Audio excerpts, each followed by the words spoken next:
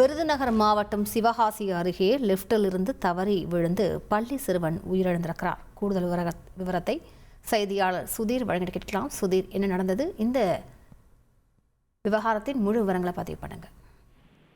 சிவகாசி முஸ்லீம் ஓடைத்தெருவில் வசிப்பவர் பாதுஷா மற்றும் ரம்ஜான் பீவி. தம்பதியருக்கு ஒரே ஒரு மகன். அவர் பேர் முகமது ஆசிப், 12 வயசு ஆகுது. அவர் இப்ப 6ஆம் வகுப்பு படிச்சு இப்ப லீவ்ல இருக்காங்க. 7ஆம் வகுப்பு போறதுக்கு தயாரா இருக்காங்க. இந்த சூழ்நிலையில அந்த பகுதியில ரொம்ப சேட்டை செஞ்சுருக்காங்க. அவங்களோட சித்தி அதே பகுதியில உள்ள ஒரு அச்சகத்துல பணிபுரிஞ்சு வர்றாங்க. அந்த அவங்க சித்தி கூட அந்த சிறுவனும் அந்த வேலைக்கு, அதாவது சும்மா துணைக்கு அந்த இடத்துக்கு போறாங்க. போற இடத்துல அங்க அச்சகத்துக்கு பயன்படுத்தக்கூடிய பேப்பரை மேல கீழே இறக்குறதுக்காக லிப்ட் பயன்படுத்துறாங்க. அந்த லிப்ட்ல விளையாண்டுட்டு இருக்கப்ப தவறி கீழே விழுந்து காயம்பட்டுருது.